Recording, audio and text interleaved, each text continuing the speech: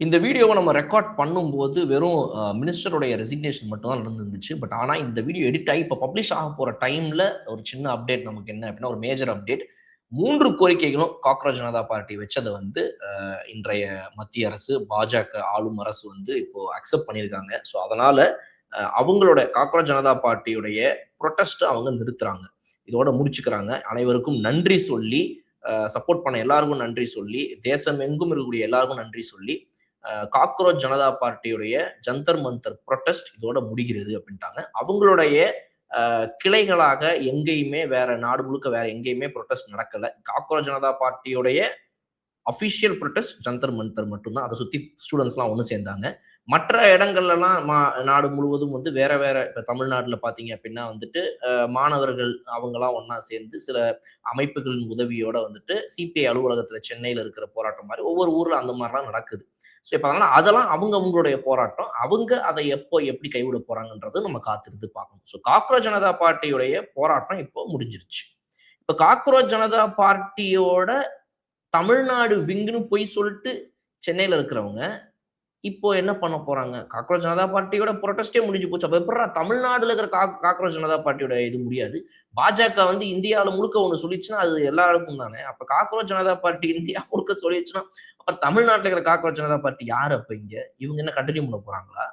அப்படின்ற நெறைய விஷயங்கள் இப்ப நடந்துட்டு இருக்குது. உள்ளுக்குள்ளேயே நெறைய பேச்சுவார்த்தைகள் பண்ணலாமா? வேணாமா? கன்டின்யூ பண்ணலாமா? வேணாமான்னு அமைச்சர் ராஜ்மோகன் அவர்கள் வந்து போன உடனே அவர வேற வந்துட்டு இப்ப இதுக்கு முன்னாடி இங்க உள்ள இருக்கிறவங்க எல்லாம் பொதுவானவர்கள், பொதுமக்கள். இது வந்து அதாவது வந்து மாணவர்கள்.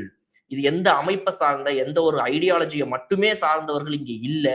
அப்படின்ற எண்ணம் உங்க யாருக்காவது இருந்துச்சுன்னா, அமைச்சர் ராஜ்மோகன் வந்து போகும்போது, மொத்தமாக அங்க இருந்த அனைவரும் ஒன்றாக சேர்ந்து முழக்கங்கள் இட்டு, கோஷங்கள் இட்டு, நீங்க ஏன் அன்னைக்கு எங்களுக்கு புரொட்டஸ்ட்க்கு அனுமதி குடுக்கல? அது இதுன்னு என்னென்னமோ பேசி, அவர வந்து பேசவே விடாம சத்தம் போட்டு, அவர் வந்தது எதற்கு அப்டின்னா வந்துட்டு, இந்த மாரி வந்து காக்ரோச் ஜனதா பார்ட்டியோட அந்த புரொட்டஸ்ட் அங்க வெற்றி பெற்றுச்சு. மாணவர்களாகிய நீங்க எல்லாரும் ஒண்ணா சேர்ந்து அத நடத்தியிருக்கீங்க. இது உங்களோட வெற்றி. இது உங்களோடது தான் அப்படின்னு நல்லா தெளிவா சொல்லிட்டு, வாழ்த்துக்கள் அப்படிங்கிறதெல்லாம் சொல்லிட்டு 2 வார்த்தைகள் பேசிட்டு அவர் கிளம்புறாரு. அவர் கிளம்பும் போதெல்லாம் பின்னாடியே ஃபாலோ பண்ணிட்டு கோஷங்கள் இட்டு, இது கிட்டத்தட்ட வந்து இது பொதுமக்கள் பண்ணக்கூடியதா? இல்ல வந்து ஒரு கட்சியின் சார்பாக இருக்கக்கூடியவங்க, அந்த ஐடியாலஜியோட ட்ரிவனா இருக்கிறவங்க பண்ணக்கூடியதான்றத நம்ம அத பார்க்கும்போது தெரியும். பொதுமக்களா இருந்தாங்க அப்டின்னா வந்துட்டு, "சார் என்ன சார் இந்த மாரி சொன்னீங்க சார்ன்னு" ஒரு கோவத்தா உரிமையோட வந்து பேசுவாங்க. அது மாரி அது இருந்துச்சா? இல்ல முழக்கங்கள் இட்டு, கோஷங்கள் இட்டு அவர விரட்டணுங்கிற எண்ணத்தோட அங்க இருந்தவங்க பண்ணதா? அப்ப இவர்கள்லாம் மாணவர்களா? இல்ல வந்து இவங்க டிஎம்கேவோட நபர்களா? அப்படிங்கிறத வந்து வீடியோவ பார்க்குற ஒவ்வொருத்தவங்களும் பார்த்து அந்த ஃபுட்டேஜ் எல்லாம் தெரிஞ்சு உங்களோட முடிவ நீங்க எடுங்க. கண்ணாடி மேடை நேயர்களுக்கு வணக்கம். வணக்கம் சார். வணக்கம் பூவிழி. சார், இந்த காக்ரோச் ஜனதா பார்ட்டி அவங்க டெல்லியில் நடந்த போராட்டத்துக்கு ஒரு சொல்யூஷன் கிடைச்சிருக்கு அப்படின்னே சொல்லலாம். ஒரு வெற்றி கிடைச்சிருக்கு. Dharmendra Pradhan union education minister வந்து அவரோட ராஜினாமா கடிதத்தை வந்து பிரதமர் மோடிக்கு கொடுத்துருக்கிறதா அவரே வந்து எக்ஸ் தளத்தில் வந்து பதிவு பண்ணியிருக்காரு. அந்த மாணவர்களோட உணர்வுகளை மதிக்கிறதாகவும், மாணவர்கள் வந்து இந்த மாதிரி வன்முறைகளில் வந்து ஃபோக்கஸ் பண்ணாமல் போய் அவங்கவுங்க எதிர்காலத்தில் வந்து ஃபோக்கஸ் பண்ணட்டும் அப்படின்ற ஒரு காரணத்துக்காக அவங்களோட உணர்வுகளை மதித்து நான் ரிசைன் பண்றேன் அப்படின்ற மாதிரி அறிக்கை வெளியிட்டிருக்காரு சார். என்ன ஒரு தூய உள்ளம், நல்ல எண்ணம். இந்த மாரி மக்கள பத்தியும், இந்த நாட்டுல இருக்கக்கூடிய இளைஞர்கள பத்தியும், மாணவர்கள பத்தியும் ஒரு சிந்திக்கக்கூடிய ஒரு எண்ணம். ச்சே! நெனச்சாலே அப்படியே எனக்கு அப்படியே புல்லெல்லாம் அரிக்குது எனக்கு அப்படியே கச்ச கச்ச கச்சன்னு. அப்பப்பப்பப்பா! அ அதாவது இந்த இந்த பரிதாபங்கள் வரும்ல. "சத்திக்கிட்டு முட்டிக்கிட்டு போ போ" அப்படின்ற மாரி, ஐயா அதெல்லாம் நாங்க பார்த்துக்கிறோம். நீங்க கிளம்புங்க. பதவி ராஜினாமா பண்ணியாச்சுல. இதுக்கப்புறம் எதுக்கு இந்த வீராவாசனம்லாம் பேசிக்கிட்டு? அப்படின்ற மாதிரி. இது வந்து ஆமா. மிகப்பெரிய ஒரு வெற்றிங்க. ஃபர்ஸ்ட் வந்து இட்ஸ் எ ஹியூஜ் ஆமா சார். விக்டரி. அதாவது ஸ்டூடண்ட்ஸ்க்கு கிடைச்ச வெற்றி. எந்த ஸ்டூடண்ட்ஸ்க்கு அப்படின்னா, சிஜேபி கட்சிக்கும் அத சுத்தி போராடின ஜந்தர் மந்தர்ல போராடின அந்த மாணவர்களுக்கும் கிடைத்த மிகப்பெரிய ஒரு வெற்றி. ஓகே. இந்த வெற்றியில வேற யாரும் வந்து ஒட்டிக்கிட்டு, நாங்களும் இதுக்கு ஒரு காரணம் அப்டின்லாம் சொல்ல நெனச்சாங்க அப்டின்னா, அது எனக்கு என்ன சொல்றதுன்னு தெரியல. ஆஃப் கோர்ஸ் அந்த அந்த அதாவது இப்ப தமிழகத்திலயோ, இல்ல மற்ற மாநிலங்கள்லயோ, அதுக்காக சப்போர்ட் பண்ணி வரணும்னு நினைத்த எண்ணங்கள் உடையவங்க நம்மள போல பல பேர் இருப்பாங்க. வீட்ல இருந்தே சப்போர்ட் பண்ணியிருந்திருப்பாங்க. இல்ல அவங்கவங்க ஊர்கள்ல வந்து அவங்க புரொட்டஸ்ட்ல ஈடுபட்டிருப்பாங்க. சோ அவங்க கூட இதுல வந்து தங்களுடைய ஒரு ஓகேப்பா நம்மளும் இதுல ஏதோ ஒரு சின்ன பார்ட் பண்ணியிருக்கோம்ப்பா அப்டின்னு கண்டிப்பா அதுலருந்து எடுத்துக்கலாம். பட் யார் இதுல கிரெடிட் எடுத்துக்கவே கூடாது அப்படின்னா, இன்னைக்கு சென்னையில சிபிஐ ஆபீஸ்ல உட்கார்ந்து இருக்கிற சில பேர் எந்திரிச்சுன்னு டான்ஸ போட்டுன்னு இருந்தாங்க. அவங்க இதுல இருந்து கிரெடிட் எடுத்துக்கலாமாங்கிறது என்னோட கேள்வி. ஏன்னா நீங்க உள்ள போயிட்டு ஜனநாயகன பத்தி பேசிட்டீங்க. அப்புறம் வந்துட்டு தாவேகா கட்சிய பத்தி பேசிட்டீங்க. சிஎம் விஜய் அவர்கள பத்தி பேசிட்டீங்க. அங்க வந்த அதுக்கப்புறம் அவங்கள ஃபாலோ பண்ணி வெளிய மீட்டிங் நடத்தின அந்த இயக்குனர்கள், அவங்க எல்லாரும் ஒண்ணா சேர்ந்து தலித் அமைச்சர்கள் என்ன பண்றாங்கன்னு ஒருத்தர் கேட்கிறாரு. ஒருத்தர் என்னடான்னா வந்து தாவேகா அரசு வந்துட்டு இந்த மாரி நடந்துக்கிறது சரியில்லன்றார். சோ இது போலலாம் பேசின இவங்களுடைய இதுல அவங்க வெற்றி கொண்டாடுவதற்கான ஒரு வாய்ப்புகளும் இல்ல அப்படின்னு நான் நினைக்கிறேன். உண்மையான காசுக்காக, மோட்டிவ்க்காக உயிர குடுத்து லிட்டரலா உயிர குடுத்து போராடுற அளவுக்கு அங்க வந்து அடியையும், உதையையும் வாங்கிக்கிட்டு நின்னு அங்கிருந்து நகராம இருந்த அந்த மாணவர்களுக்கு 100% இதுல இருக்கிற அந்த ஒரு கிரெடிட்ஸ் அப்படிங்கிறது போகணும். இத தயவு செய்து வேற யாரும் எடுத்துக்க கூடாது. அண்ட் ஆல்சோ இதுல வந்து இந்த இடத்துல அந்த விஷயங்கள் அனைத்தையும் இந்தியா முழுக்க கொண்டு போய் சேர்க்கறதுக்காக சோசியல் மீடியால இருக்கக்கூடிய சின்ன சின்ன இன்ஸ்டாகிராம் பேஜஸ்ல இருந்து யூடியூப் சேனல்ஸ் வரைக்கும் இந்த டிஜிட்டல் மீடியால இருக்கிற இண்டிபெண்டன்ட் பீப்புள் அவங்க அனைவரும் அங்க யாரெல்லாம் ஜந்தர் மந்தர்ல இந்த விஷயத்துக்காக போராடினாங்களோ அவங்க இந்த கிரெடிட் எடுக்கலாம். ஓகே, நம்ம இதுல இருந்து இந்த விஷயத்தை கொண்டு போய் சேர்த்திருக்கிறோம். நம்ம இதெல்லாம் ரீல்ஸ் எடுத்து போட போட தான் நாடு முழுக்க இதுக்கான சப்போர்ட்டும் கிடைச்சிருந்தது. Because the digital world is also big இல்ல. ஸோ அதனால இவங்க அனைவரும் இதுல வந்து கிரெடிட் எடுத்துக்கலாம். It's a huge victory. இது வந்து ஸ்டெப் 1 தான் இத்தனைக்கும். ஏன்னா வந்து அவங்க 3 கோரிக்கைகளை வச்சிருந்தாங்க. அந்த 3ல வந்து இப்போ 1 தான் நிறைவேற்றப்பட்டிருக்குது. இன்னும் 1 அதாவது வந்து ஒவ்வொரு குடும்பத்தினருக்கும் வந்து இறந்து போனவர்கள் அந்த 19 பேருக்குமே வந்து தலா 1 கோடி ரூபாய் குடுக்கணும்ங்கிறது வந்து இன்னொன்னு ஒண்ணு. அதை தாண்டி 3வது கோரிக்கை அவங்க வந்துட்டு இந்த அவங்க மேல எந்த ஒரு கேஸும் போட்டுறக்கூடாது. அதெல்லாம் வந்து அப்படி போட்டிருந்தாலும் அதெல்லாம் வந்துட்டு நீக்கணும் அப்படின்னு சொல்லி இவங்க கேட்டிருந்த இந்த ஒரு இது. சோ அதனால இந்த ஒரு 2 பாக்கி கோரிக்கைகளும் வந்து நிறைவேற்றப்பட்டுச்சு அப்படின்னா வந்துட்டு சூப்பரா இருக்கும். இன்னொன்னு டிரான்ஸ்பரண்ட் நீட் அதுதான் அவங்களுடைய மெயின் தேர்டான ஒரு விஷயமா இருந்துச்சு. இந்த நீட்டை டிரான்ஸ்பரண்ட் படுத்தணும். அதுதான் மெயின் அவங்களுக்கு. அப்போ ஒரு ஆளை தூக்கிட்டா விஷயம் எல்லாம் சரியா போயிடுமா அப்படின்னா கிடையாது. அந்த சிஸ்டமே சரியில்லைங்கும் போது அதை இன்னும் டிரான்ஸ்பரண்டா மாத்தணுங்கிறது அவங்களுடைய கோரிக்கையாகவும் இன்னும் இருக்குது. ஸோ அதுதான் 3வது முக்கிய கோரிக்கை. ஸோ அது நடக்கணும். அது இல்லாம 1 கோடி ரூபா தலா குடுக்கணும். அது முடியிற வரைக்கும் நாங்க இங்கிருந்து நகர மாட்டோம் அப்படின்றத வந்து இப்போ அவங்க ஊர்ஜிதமா திரும்பவும் சொல்லியிருக்காங்க அபிஜித் தலைமையில இருந்து. ஸோ அதனால வந்து அவங்களுக்கு வாழ்த்துக்கள். இந்த மாணவர்களுக்கு வாழ்த்துக்கள். அவங்க எல்லாருக்குமே வந்து ஒரு சூப்பரான வெற்றி. இப்ப இந்த உற்சாகத்தோட இன்னொரு 25 நாள் நான் உட்கார்ந்துருவேன்டா இந்த இடத்துல. வாடா டேய் வாடா பார்த்துக்கலாம்டா வாடா நீ அப்படின்னு சொல்லி இன்னைக்கு வந்து அவங்க வந்து இன்னும் ஃபோர்ஸா உட்கார்றதுக்கு ஒரு வெற்றி ஒண்ணு இப்ப கிடைச்சிருக்குது. அதனால வந்து வெயிட் அண்ட் வாட்ச். அடுத்தடுத்து என்ன நடக்குது ஜந்தர் மந்தர்ல அப்படிங்கிறது. இந்த நாட்டோட யூத் நினைச்சாங்கன்னா என்ன வேணா பண்ணலாம், என்ன வேணா பண்ண முடியும், ரைட் காசுக்காக போராடினாங்கன்னா நடக்கும் அப்படிங்கிற ஒரு விஷயத்துக்கு வந்து ஒரு எக்ஸாம்பிள்னே சொல்லலாம். இன்னொன்று சொல்லியிருந்தாங்க, பொதுவாக மக்கள் போராட்டத்தில் நடந்த முதல் ராஜினாமா அப்படிங்கிற ஒரு விஷயமும் பதிவு பண்ணுறாங்க. இதுக்கு முன்னாடி இந்த மாதிரி நடந்ததே கிடையாது அப்படின்ற விஷயத்தையும் பதிவு பண்ணுறாங்க சார். இன்னொன்று சிஜேபி தரப்புலேருந்து அபிஜித் சொன்ன அதே மாதிரி தான், நான் இந்த போராட்டத்தை கைவிட போகிறதுல மீதி இருக்கிற 2 கோரிக்கைகள் வந்து நிறைவேற்றணும் அப்படின்னு சொன்னாரு. இன்னொன்னும் சொல்லியிருந்தாரு, this is the first wicket, it's just a beginning அப்படின்னு வேற சொல்லியிருக்காரு. அது வந்து என்ன மாதிரி விஷயங்களுக்காக அடுத்தடுத்து அவங்க போராட்டம் பண்ண போறாங்க, இல்லை அடுத்தடுத்த விஷயங்கள் பண்ண போறாங்க அப்படிங்கிறது தெரியல.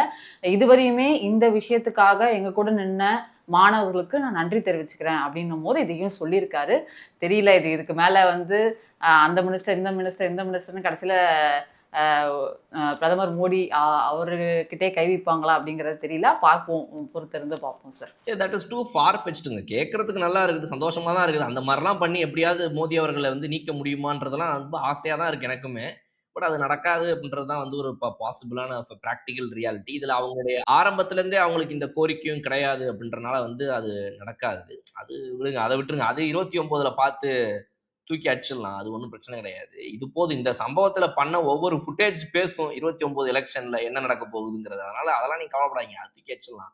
ஸோ நார்த் இந்தியாலயும் கொஞ்சம் மூளை இருக்கிறவங்க இந்த சங் பரிவார் கூட்டத்துல இல்லாம, ஆர்எஸ்எஸ் கூட்டத்துல இல்லாம ஒரு ஒரு ரேஷனலா யோசிக்கக்கூடிய, இந்த நாட்டுடைய வளர்ச்சியை பத்தி யோசிக்கக்கூடிய, இந்த யங்ஸ்டர்ஸை பத்தி யோசிக்கக்கூடிய ஒரு சொசைட்டியும் ஒரு மக்களும் நார்த் இந்தியாவிலும் இருக்கிறாங்கிறதுக்கு இது ஒரு மிகப்பெரிய ஒரு உதாரணம் இந்த சம்பவம் அப்படிங்கிறது.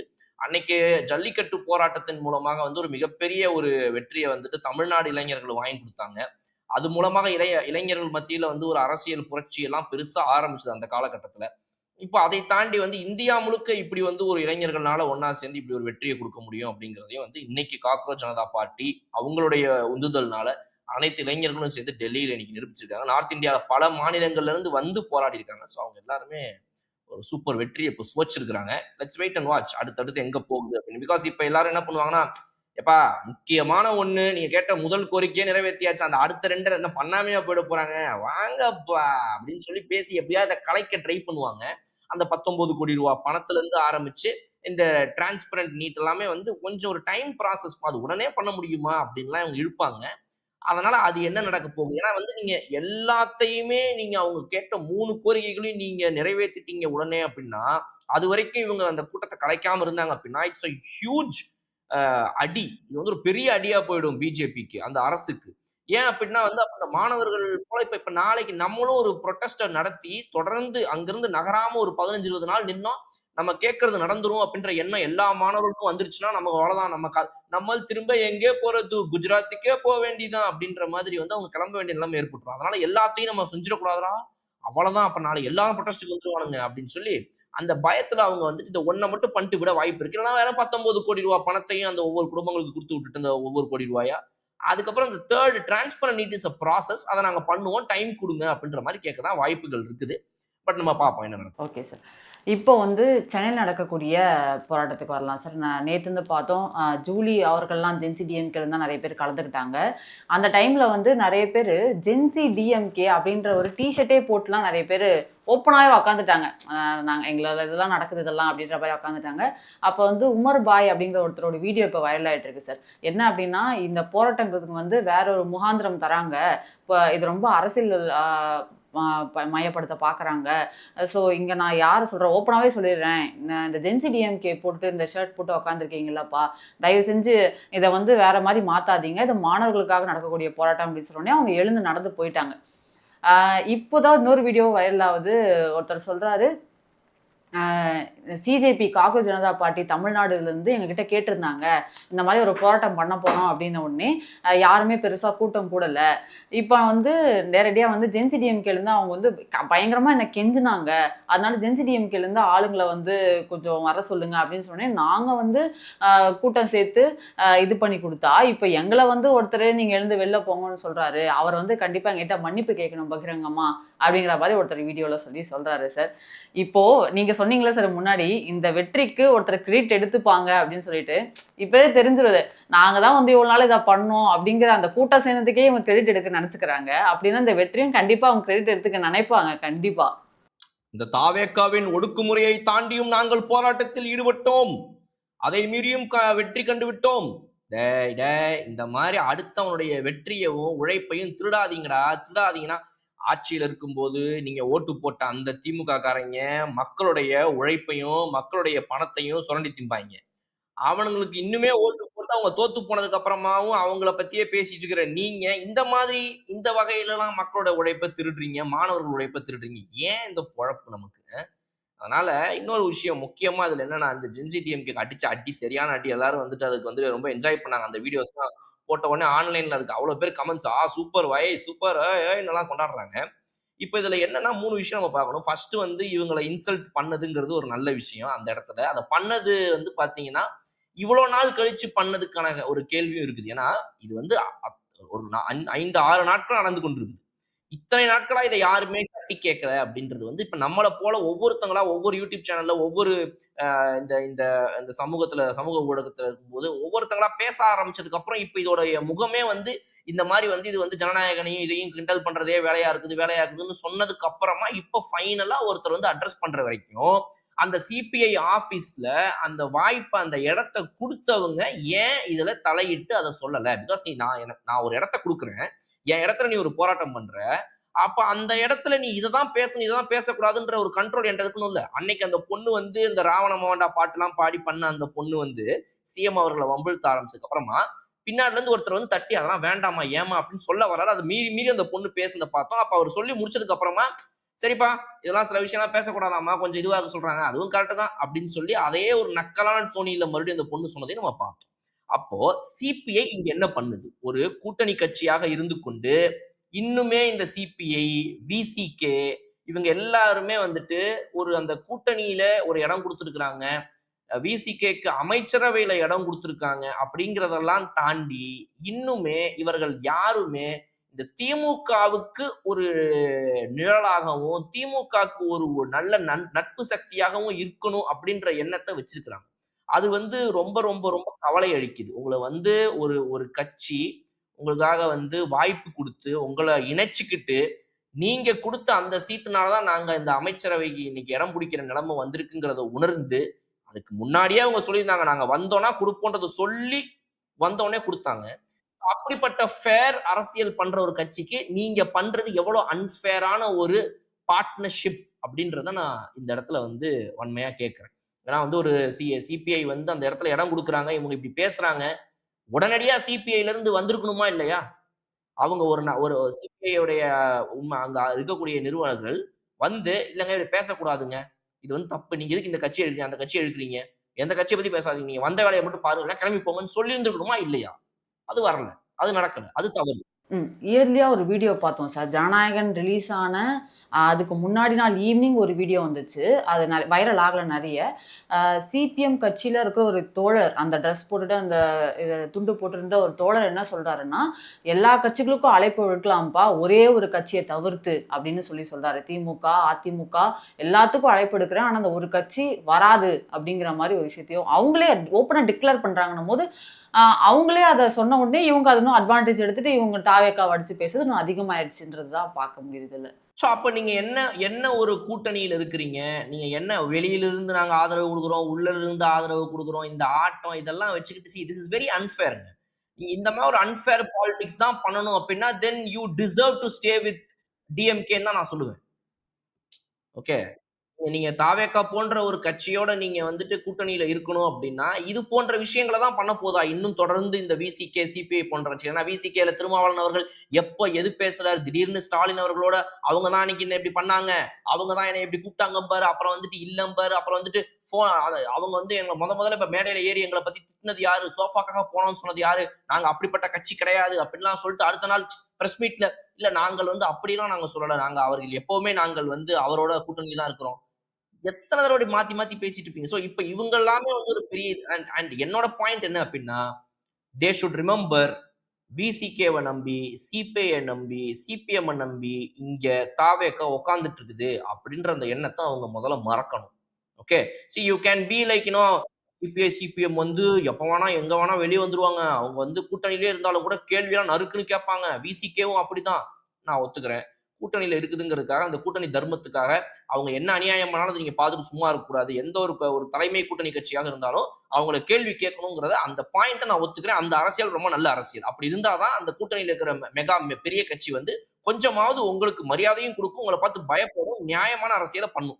இத நான் ஒத்துக்கிறேன்.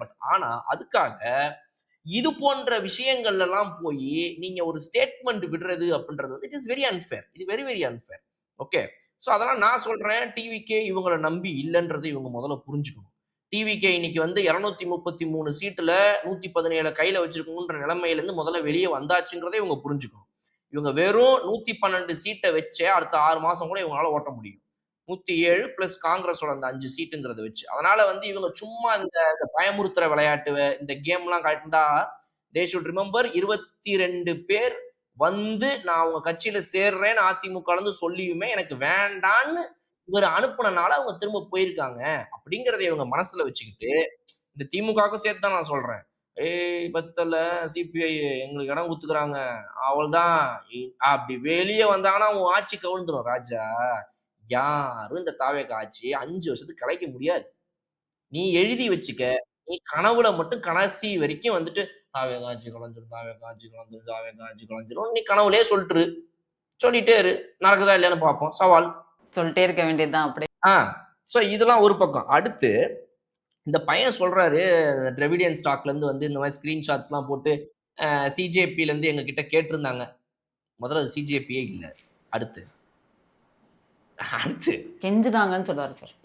உங்ககிட்ட கெஞ்சுறாங்கப்பா. சரிப்பா கூட்டம் சேரல. எங்களுக்கு கூட்டம் சேர்த்து குடுங்க. நீங்க தான் 200 ரூவாய்க்கும் பொட்டலம் பிரியாணிக்கும் வந்து சேர்ந்துருவீங்களே. கூட்டம் சேர்த்து குடுங்க அப்படின்னு உங்கள்ட்ட சொன்னாங்க. Right okay. சொன்னது முதல்ல சிஜேபியே இல்லையே. சிஜேபி வந்து என்கிட்ட கெஞ்சுன்னு ஏன் போய் பேசுறீங்க? சிஜேபி தான் தமிழ்நாட்டிலேயோ வெஸ்ட் பெங்கால்லயோ ஒரிசாலேயோ குஜராத்லயோ எங்கேயுமே எங்களுக்கு எதுவும் கிடையாது. எங்களுக்கு வேற எங்கும் கிளைகள் கிடையாது. ஒன் அண்ட் ஒன்லி இதே டெல்லியில் ஜந்தர் மந்தரில் இருக்கும் இந்த காக்ரோச் ஜனதா பார்ட்டி மட்டும்தான் அப்படின்னு சொல்லிட்டாங்களே. ஏன் வெக்கம் இல்லாம அவன் ஒருத்தன் அங்க ஃபேக்கா சுத்திக்கிட்டு இருக்கிறான். அவனை வேற நீ காட்டி பாத்தீங்களா இவங்க எங்க கிட்ட கேட்டாங்க. அவங்க முதல்ல சிஜேபியே இல்ல ப்ரோ, புரிஞ்சுக்கோங்க ப்ரோ அப்படின்னு நான் சொல்றேன் இப்ப அவங்க கிட்ட. சரி ஓகே ரைட்டு. உங்கள நம்பி கூப்பிட்டாங்க. நீங்க பொட்டலத்துக்கு கிளம்பி வந்துருவீங்கன்னு சொல்லி, நீங்களும் கிளம்பி வந்துட்டீங்க. ஒரு 10, 50 பேர கூட்டிட்டு வந்துட்டீங்க. ரைட்டு ஓகேங்க. இப்ப நான் என்ன கேட்கிறேன், அதுல எதுக்கு ஜென்ஸி டிஎம்கே டீ ஷர்ட்ட போட்டுக்கிட்டு வரீங்க நீங்க? உங்களுடைய குறிக்கோள் என்ன அங்க? இப்போ திமுகவை சேர்ந்த எம்பிக்கள் கனிமொழி அவர்கள், டிஆர்பி ராஜா முதற்கொண்டு வராங்க. அவங்கலாம் வந்துட்டு திமுகவுடைய அடையாளத்தோட வராங்களா? உங்க கட்சிய சேர்ந்தவங்க தானே, முக்கிய பிரமுகர்கள் தானே, தலைவர்கள் தானே. அவங்களே வந்துட்டு சிம்பிளா எந்த ஒரு கட்சி அடையாளமும் இல்லாம வந்துட்டு போறாங்க. அப்ப அந்த அறிவு உங்களுக்கு வேணாமா? நீங்க என்ன ஜென்ஸி டிஎம்கே டீ ஷர்ட்ட போட்டுட்டு எங்க வேணாலும் போறது, வர்றது. அ என்ன இந்த பெட்ரோல் பங்க்ல வேலை பார்க்கிறவங்கலாம் வந்துட்டு ஒரு யூனிஃபார்ம் போட்டிருப்பாங்களே. அப்ப இந்த ஸ்விக்கி, ஜொமேட்டோ மாரி நீங்க ஒரு யூனிஃபார்ம் ஒண்ணு போட்டுன்னு போயிட்டே வந்துருக்கிறீங்க எல்லா இடத்துக்கும். என்ன என்ன ஐடென்டிட்டி இது? இது ஒரு ஐடென்டிட்டியா? இருக்கிறதுலயே ஒரு வொர்ஸ்ட் ஐடென்டிட்டி அது. அதாவது வந்து ஊர ஊர ஏமாத்தி, மொத்த மக்களையும் ஏமாத்தி, அவங்க பணத்தெல்லாம் கொள்ளையடிச்ச ஒரு கட்சிக்கு ஒரு சப்போர்ட். அதுக்கு ஒரு ஜென்ஸி, டிஎம்கேன்னு பெரிய இந்தியா கிரிக்கெட் டீம் ஜெர்சி. அத போட்டு அங்கிட்டும், இங்கிட்டும் போறானுங்க இவங்க. காரணம். அத போட்டு நீ ஏன் போன அப்ப? அப்ப உன் இன்டென்ஷன் அங்க என்ன இருக்குது? அப்ப அந்த ஃபீல நீ குடுக்கும்போது, இப்ப எல்லாம் கேட்கறாங்க. இங்க வர சொல்லுங்க. தாவேக்காவினர கூட வர சொல்லுங்கங்க. யாருங்க வர வேணாம்னு சொல்றது?" அப்படின்னு. எப்படிங்க வருவாங்க? நீங்க இந்த மாதிரிலாம் அநியாயமா அரசியல் பண்ணிக்கிட்டு, இங்க வந்து உள்ள உட்கார்ந்து, உங்களுடைய சுயலாபத்துக்காக நீங்க சில விஷயங்கள்லாம் பேசிட்டு வேலை பார்த்துட்டு இருக்கும்போது, அத கேட்டு, அத தெரிஞ்சுமே கூட, நீங்க எந்த கட்சி அடிக்கிறீங்களோ, அந்த கட்சியினர் அங்க வந்து உட்கார்ந்து பேசுவாங்கன்ற எதிர்பார்ப்பு வேற இவங்களுக்கு. ம், ம், ம். நல்லா இருக்குங்க. ரொம்ப சூப்பரா இருக்கு இவங்களோட எதிர்பார்ப்பு. அதனால நான் என்ன சொல்றேன், இதுல வந்து ஒரு மன்னிப்பு வேற கேட்கணுமாமா. இப்ப உமர் பாய். அவர் இப்ப ஐயுஎம்எல் இருக்கிறாரு. ரைட்டுங்களா? இப்ப அவர் மன்னிப்பு கேட்கணுமாமா. இந்த மாரி வந்து மன்னிப்பு கேட்டுருங்க. இந்த மாரி நீங்க தேவையில்லாம எங்கள பத்தி பேசிட்டீங்க. டிவிகே வந்து சப்போர்ட் பண்ணலாம், இங்க உட்காரலான்னு சொல்லி சொல்றாங்கல்ல சார். டிவிகேவா இல்லனாலும் சனம் ஷெட்டி அவர்கள் போனாங்க அந்த இடத்துல. மாணவர்களுக்காக நான் சப்போர்ட் பண்றேன் அப்படின்ற அந்த இடத்துக்கு போனாங்க. அவங்க போய் பேசும்போது, இங்க யார் யாரெல்லாம் ஸ்டூடண்ட்ஸ்ன்னு கேட்டாங்க. யார் யாரெல்லாம் ஒர்க் முடிச்சுட்டு வரீங்க? யார் நியூட்ரல்? யார் பப்ளிக்? எல்லாமே கேட்டாங்க. எல்லாம் கை தட்டுனாங்க. ஆனா இங்க செட் பண்ற அஜெண்டா அதுல நீங்க நல்லா பாருங்க. இங்க எவ்வளவு பேர்ப்பா வந்துட்டு பொதுமக்களா வந்திருக்கீங்க? ஒண்ணும் பெரிய சவுண்ட் இல்ல. அவங்க இங்க யாரெல்லாம்ப்பா திமுக ஆதரவாளர்கள் வந்திருக்கீங்க? அப்படின்னு ஒரு முழக்கம் இட்டிருந்தாங்கன்னா, அப்ப வந்திருக்கும் கைத்தட்டு அங்க அந்த கும்பலுக்குள்ள. ஏய்ன்னு. பொதுமக்கள் யாரு? காலேஜ் பசங்க யாரு? எந்த ஒரு கட்சிய சாராதவங்க யாரு? அப்படின்லாம் கேட்டப்ப கைத்தட்டல் சும்மா 2 பேரு.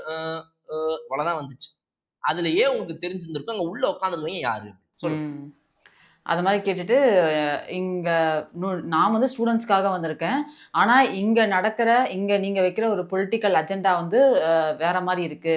தப்பா இருக்கு அப்படின்னு சொல்லி சொல்றாங்க. நான் வந்து தளபதியோட தீவிர ரசிகைன்னு சொன்ன உடனே முடிஞ்சிருச்சு. நான் ஜனநாயகன் பார்த்துட்டு வந்தேன்னு 2 தடவ சொல்ட்டாங்க முடிஞ்சுச்சு. பூ பண்றதா இருக்கட்டும், மிடில் ஃபிங்கர் காட்டுறதா இருக்கட்டும், இந்த மாரி கடைசி வரையும் அவங்கள பேசாம மைக்க புடுங்கி வச்சுட்டு வெளியில அனுப்பிச்சுட்டாங்க. சாதாரண மக்கள் வந்து அந்த போராட்டத்துக்கு போயிட்டு வெளியில வந்து ஒரு வீடியோ போட்டாங்க. இந்த மாரி அது தப்பா போகுது அப்படின்ற மாரி. சாம் ஷெட்டியும் அதே மாரி போயிட்டு வந்துட்டு அவங்களுக்கு கொஞ்சம் மைக்க புடுங்குனது கொஞ்சம் ஆவேசமாயிடுச்சுன்னு வெளியில வந்து அந்த பிரஸ் மீட் குடுத்தாங்க. இது ஜனநாயகமே கிடையாது அப்படின்னு சொல்லிட்டு. ஆனா இப்போ ஓவராலா வெளியில இருக்கவங்களுக்கு ஒரு கிளாரிஃபிகேஷன் கிடைச்சிருச்சு. உள்ள இருக்கவங்க வந்து எல்லாருமே மாணவர்கள் கிடையாது. அப்படின்றத வந்து அங்கேயே எக்ஸ்போஸ் ஆயிடுச்சு அப்படின்னு. டிஎம்கே உள்ள இருக்காங்க. இது பெய்டா நடக்கிற ஒரு விஷயம் அப்படிங்கிற மாரி ஒரு எக்ஸ்போஸ் ஆயிடுச்சுன்னு சொல்லலாம் சார் இதுல. கரெக்ட். இப்போ இதுல வந்து ஒரு ஹியூஜ் சல்யூட் ஃபர்ஸ்ட் சனம் ஷெட்டிக்கு. ஓகே. அவங்க வந்து சூப்பரான ஒரு விஷயத்த பண்ணாங்க. அவங்களுக்கு வந்து ஒரு நல்ல ஒரு தைரியமா அவங்க அவ்வளோ பேர் கேவலமா அங்க பண்ணியுமே கூட, அங்க வந்து அதையும் மீறி அங்க தைரியமா நின்னு பேசி அவங்க ஸ்டேட்மெண்ட்ட பண்ணிட்டு வந்ததுக்கு ஒரு சூப்பர் சல்யூட். எனக்கு பெர்சனலா அவங்க மேல ஒரு பெரிய ஈர்ப்புலாம் கிடையாது. அவங்க ஏதோ என்னடா இவங்க பண்றாங்கன்ற மாரி சில இடங்கள்லாம் நான் வந்து I don't vouch her for everything that she டஸ். அதனால இந்த விஷயத்த பொறுத்தவரைக்கும் ரொம்ப ஸ்ட்ராங்கான ஒரு விஷயத்த அவங்க பண்ணாங்க. அழுத்தம் திருத்தமா இப்ப அவங்க சொன்னதுக்கு அப்புறம் நீங்க சொன்ன மாரி எல்லாருக்கும் தெரிய வந்துச்சு. இந்த மாரி அப்ப இது உள்ள இருக்கிறது ஃபுல்லா வந்து ஒரு கட்சியோட ஐடியாலஜிய கொண்டவங்க மட்டும் தான் இங்க உள்ள உட்கார்ந்துட்டு இருக்காங்க. அப்படிங்கிறது வந்து ரொம்ப தெளிவா இப்ப எல்லாருக்கும் இங்க வெளிய இருக்கிறவங்களுக்கு புரிய வந்துருச்சுங்கிறது வந்து ஒரு பாயிண்ட்.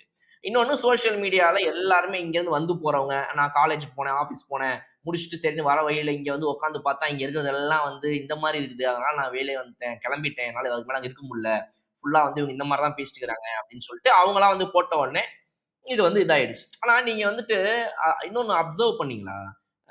டிவிகே வந்து என்ன நடந்தாலுமே வந்து அசையாம ஒரே இடத்துல நிக்கிறாங்க. அவங்க ரொம்ப ஸ்ட்ராங்கா, ஆமா. ஃபர்மா அவங்களோட ஸ்டாண்ட்ல அப்படி கன்னு ம். மாரி நிக்கிறாங்க.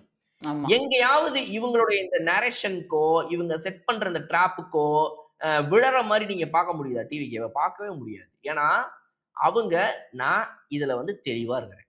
என் ஸ்டாண்ட் இதான்னு நான் சொல்ட்டேன். நான் இப்படி இருக்கிறேன். இவனுங்க இப்படி பேசுறதுக்காகலாம் பயந்துகிட்டு, "ஐய்யய்யோ! இவன் இப்படி பேசுறான். ஐய்யய்யோ! அவன் அப்படி பேசுறான். இது மாரி பேசுனா நம்ம பேரு கெட்டு போயிடுமே.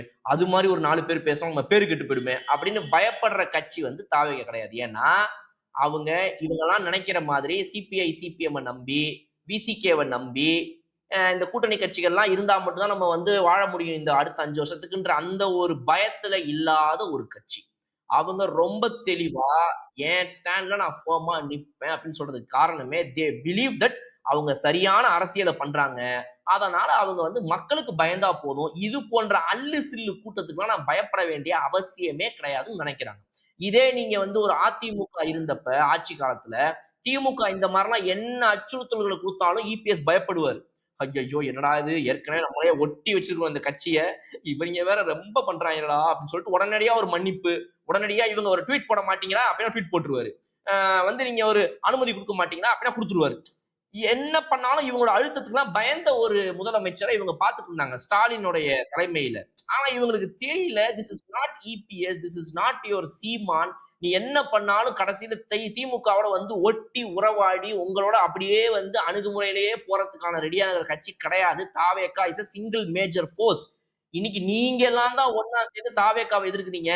தாவேகா உங்கள எதிர்க்கலன்ற அரசியல் களம் மாறிடுச்சுங்கிறது இவங்களுக்கு புரியல இன்னும். ரைட். சோ அதனால இவங்க எவ்வளவு நரேட்டிவ் செட் பண்ணாலும் நீங்க டிவிக்கே கவனிங்க. அவங்க தலைமைய கவனிங்க. அசர்றதே கிடையாது இவங்களுக்கு. பிரஸ் மீட்ட சந்திக்கும் போது மட்டும் சிடிஆர் நிர்மல்குமார் தெளிவா சொல்றாரு. இல்லங்க எங்க ஸ்டாண்ட நாங்க தெளிவா சொல்லிட்டோம். இதுல இப்ப இந்த வெளிய வந்து பேசுறவங்க நெறைய பேரு, தாவேக்கா வந்து இதுக்கு பெர்மிஷன் குடுத்திருந்தா நாங்க ஏங்க பேச போறோம்? தாவேக்கா அன்னைக்கு சொன்னாரே, "என்ன கூப்பிடுங்க. உங்க அண்ணன் உங்க கூட வந்து நிப்பேன். உங்க கூட நிப்பேன்" அப்படின்னு சொன்னாரேங்க. காணோங்க அவரு. எங்க கூட நிக்கிறேன்னு சொன்னாரு. காணோங்க அப்படின்னு. I ask you one simple question. நீட்ல விஜய் அவர்களுடைய ஸ்டேட்மெண்ட் என்ன? சார் நீட்டு வேண்டவே வேண்டாம் அப்படிங்கிறது தான் தாவேக்காவோட நிலைப்பாடு, விஜய் அவர்களோட நிலைப்பாடுன்னு சொல்லியிருக்காங்க. அத மாநில பட்டியலுக்கு கொண்டு ரைட். வரணுன்ற அந்த மாரி லீகலா என்னென்ன பண்ணணுமோன்னு எல்லாமே சொல்லியிருக்காங்க.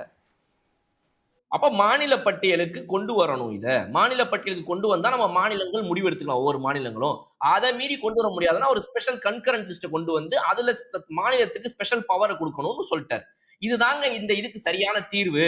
நீங்க you cannot ban NEET. Yes I also want to ban NEET. எனக்கும் நீட்டை பேன் பண்ணணும்னு ஆசையா தான் இருக்கு. But that is legally not possible. ஏன்னா இப்போ வரைக்கும் அங்க கூட்டணியில தாவேக்காவோட இருக்கிற இத்தனை 5 வருஷமா திமுகவோட கூட்டணியில இருந்த காங்கிரஸோட ஸ்டாண்டே இது வரைக்கும் பேன் நீட் கிடையாது. பாஜகவை எதிர்க்கக்கூடிய காங்கிரஸே இன்னைக்கு வரைக்கும் நீட்டை எதிர்க்கணும்ன்ற குரலுக்கு வரல அவங்க. ரைட். நீட்டை வந்து ஒழிச்சே ஆகணும்ன்ற இதுக்கு வரல. டிரான்ஸ்பரண்ட் நீட்ல தான் இன்னைக்கு அவங்க வந்து நின்னுட்டு இருக்காங்க. ம், ம். ஆனா அப்போ தமிழ்நாட்டுக்கு இப்ப ராகுல் காந்தி வரும்போது, ஸ்டாலின் அவர்கள் முதலமைச்சரா இருக்கும்போது நாடாளுமன்றத்தில நாங்க வந்து காங்கிரஸ் வந்தோம் அப்படின்னா மேல, கண்டிப்பா நாங்க நீட்ட ஒழிப்போன்ற வாக்குறுதி இங்க குடுத்ததா உதயநிதி ஸ்டாலின் அடிக்கடி சொல்லுவாரு சார்.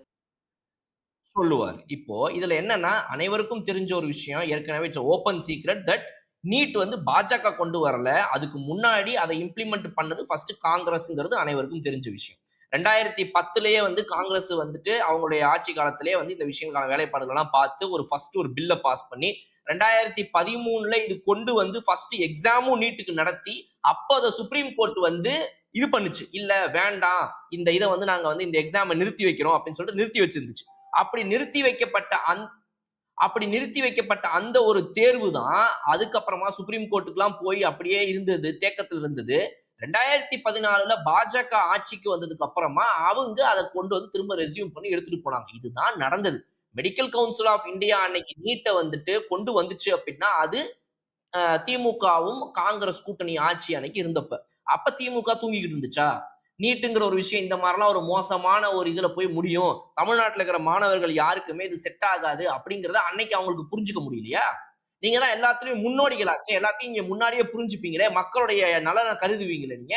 ஏன் அன்னைக்கு உங்களுக்கு தெரியல? இந்த நீட்டுங்கிறது நாளைக்கு வந்துச்சுன்னா நம்முடைய தமிழ்நாடு மாணவர்களுக்குலாம் வந்து ஒரு மிகப்பெரிய ஒரு இழப்பா இருக்கும் அப்படின்றது ஏன் அன்னைக்கு உங்களுக்கு புரியாம போயிடுச்சு? 2013 வரைக்கும் அதுக்கு நீங்க ஓகேன்னு சொல்லிட்டு காங்கிரஸ் கூட்டணியில இருக்கும்போது நீங்க ஜாலியா இருந்தீங்க. அ அதெல்லாம் முடிச்சுட்டு 2014, 15, 16, 17 போனதுக்கு அப்புறமா அனிதா இறந்து போன உடனே அன்னைக்கு தான் பேன் நீட்டுங்கிற ஒரு முழக்கமே உங்ககிட்ட கிடைக்குது. அது வரைக்கும் நீங்க அதுல இல்ல. அதுல வந்து இன்னைக்கு இந்த இவங்க ஜென்சி டிஎம்கே நடத்திட்டு இருக்கிற இந்த மீட்டிங் ஐ மீன் அவங்க இருக்கிறாங்க. பட் அவங்க நடத்துறாங்கன்னு நான் சொல்லல. பட் நெறைய பேர் சொல்றாங்க. பட் நம்ம இப்படியே வச்சுப்போமே. தமிழ்நாடுல இருக்கக்கூடிய ஃபேக் காக்ரோச் ஜனதா பார்ட்டி அ அவங்க நடத்துற ஒரு மீட்டிங்னே வச்சுப்போம். இந்த புரொடெஸ்ட்ல நீட் எதிர்ப்பு புரொடெஸ்ட்ல கனிமொழி அவர்கள் வந்து தைரியமா சொல்லிட்டு போறாங்க. திமுக ஆட்சி காலத்துல இருக்கும்போது திமுக தான் முதல் முறையா வந்துட்டு நீட்ட எதிர்த்தது. அதுக்கு நேரா கோர்ட்ல இன்ன வரைக்கும் நம்ம கேஸ் போட்டு நடத்திக்கிட்டு இருக்கிறோம். திமுகன்ட்டு போறாங்க. திமுக தான் முதல்ல இத கொண்டு வந்துச்சுங்கிறதையும் கூட சேர்த்து சொல்லிட்டு போங்க நீங்க. அது இவரே சோ அதனால வப்பாரா? இவ்வளவு இவரே காம்ப்ளெக்ஸான ஒரு விஷயங்க எடுப்பாரா? இது. ம், ம், ம். ம். கரெக்ட். சோ அதனால இவ்வளவு காம்ப்ளெக்ஸான ஒரு விஷயம் இது. இதுல வந்து யாரு எந்த ஸ்டாண்ட் எடுக்கிறா? காங்கிரஸ் தான் கொண்டு வந்துச்சு. இன்னைக்கு காங்கிரஸ் வந்து அங்க டிரான்ஸ்பரண்ட்ங்குது. தமிழ்நாட்டுக்கு வந்தப்ப நான் பேன் பண்ணி குடுப்பேன்னு சொல்லுச்சுன்றாங்க டிஎம்கே. டிஎம்கே வந்து பேனுங்குது. டிவிகே பேனுங்குது. ஆனா rest of the India ban நீட்ன்ற இதுக்கு இன்னும் வரல. டிரான்ஸ்பரண்ட் நீட்னு வருது. அப்ப இவ்ளோ காம்ப்ளெக்ஸா இருக்கிற விஷயத்த நீங்க சும்மா மக்களை ஏமாத்த போறீங்களா? நாங்கள் நீட்டை ஒழித்து காட்டுவோம். எங்ககிட்ட ஒரு சீக்ரெட் ஃபார்முலா இருக்குது. உதயநிதி மாதிரி வந்து உருட்டணுமா? உருட்டு நிதியாக இருக்கணுமா? பொய் தேவையே நம்பிக்கை கிடையாது. குடுக்கக்கூடாது. குடுக்கக்கூடாது. அப்ப அதுல டிவிகே ஸ்ட்ராங்கா இருக்குது. சரி புரொடெஸ்ட்க்கு நீங்க ஏங்க வரல அப்படின்னா, நான் என்ன சொல்றேன், சிஎம் விஜய் சொல்ட்டாரு, ட்வீட் போட்டாரு. இதுக்கு நான் எதிர்ப்பு தெரிவிக்கிறேன்னு சொல்லியாச்சு. அடே ஜனநாயகம் படம் பார்த்துட்டு வந்தவங்கலாம் கலாய்ச்சிட்டு இருக்கிறீங்களேடா. ஜனநாயகன் படத்துல இருந்து பின்னாடி இருக்கிற ஒரு 10, 15 படம் வரைக்கும் உங்க ஒப்பன் சுப்பனுக்கெல்லாம் சுப்பனா இருக்கிறவன் விஜய் அவர்கள். புரியுதுங்களா? பாஜகவ இப்படி சும்மா ஒத்த விரல்ல ஒத்த ஆளா நின்னு ஆட்டி காட்டுனவரு. ஒரே படம். மெர்சல்னு ஒரு படம் வந்துச்சு. ஆமா. டோட்டல் பாஜக குளோஸ். ராஜா அவர்கள் வந்து அன்னைக்கு பேசுறாரு. என்ன இது? ஆ? இதுதான் ஆன்டி இந்தியனுங்கிறேன். திஸ் இஸ் வேண்டாங்கிறேன். இந்த படமே இருக்கக்கூடாதுங்கிறேன். அப்படின்னு சொல்லி அன்னைக்கெல்லாம் வந்து கதறினாரு.